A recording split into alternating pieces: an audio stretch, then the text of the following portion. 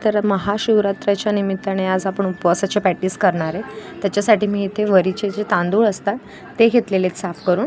हे असे आपल्याला ना थोडेसे भाजून घ्यायचे, जास्त भाजायचे नाही आहेत, थोडेसे अगदी भाजून घ्यायचे आणि हे मस्त छान पॅटीस होतात। तर आपण आता ना हे असे छान मस्तपैकी वरी भाजून घेणार आहोत। आपल्याला वरीचे तांदूळ ह्याच्यासाठी भाजायचे आहेत, हे कोटिंगसाठी ह्याचं आपल्याला पीठ बनवायचं आहे म्हणून हे भाजून घ्यायचे। आता एकीकडे मी ना रताळी सोलून घेतलेली आहे, आता ती व्यवस्थित अशी बारीक करून आपल्याला स्मॅश करायचे आहेत सगळे। मी आता तुकडे करून घेते साफ, त्याला सोलून व्यवस्थित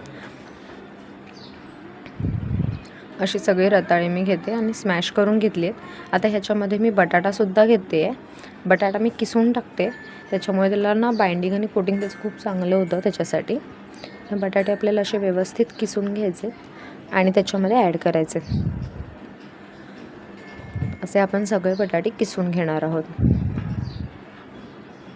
आणि जर कोणी आमचं चॅनल अजून सबस्क्राईब केलं नसेल तर आपल्या चॅनलला नक्की सबस्क्राईब करा।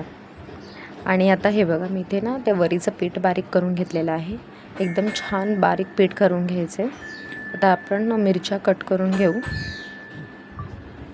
आता मी इथे 3 मिरच्या घेतलेल्या आहेत, तुम्हाला जितकं तिखट तुम्ही खात असाल त्याच्या हिशोबाने मिरचीचं प्रमाण कमी जास्त करू शकता। आता मी हे खलबत्त्यामध्ये छान वाटून घेते, भरडं अशी वाटायचं आहे, बारीक वाटायचं नाही आहे, जरा जाडसरच आपल्याला असं बारीक करून घ्यायचं आहे। आता हे आपल्याला जे आपण मिश्रण किसून आणि ते रताळे स्मॅश करून ठेवले होते त्याच्यामध्ये टाकायचं आहे। तर ह्याच्यामध्ये मी थोडेसं आपलं जे वरीचं तांदूळ आहे बारीक करून घेतलेलं ते पीठ घालायचं आहे। मी इथे 3 ते 4 चमचे घातलेला आहे आणि त्याच्यातच लसूण पण घातली आहे, थोडंसं मीठ घालते चवीनुसार। आता हे व्यवस्थित स्मॅश करून घ्यायचं आहे। आता हे सगळं व्यवस्थित आपल्याला छान एकत्र करून घ्यायचं आहे।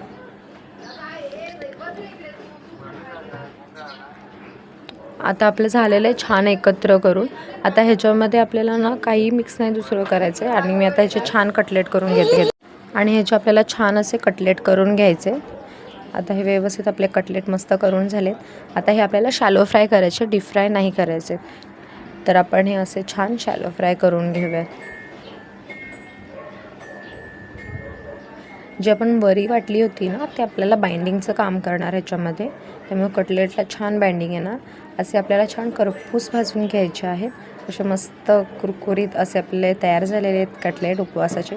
नक्की ट्राय करून बघा आणि चॅनलला सबस्क्राईब करा। व्हिडिओ आवडला तर लाईक करा। थँक्यू।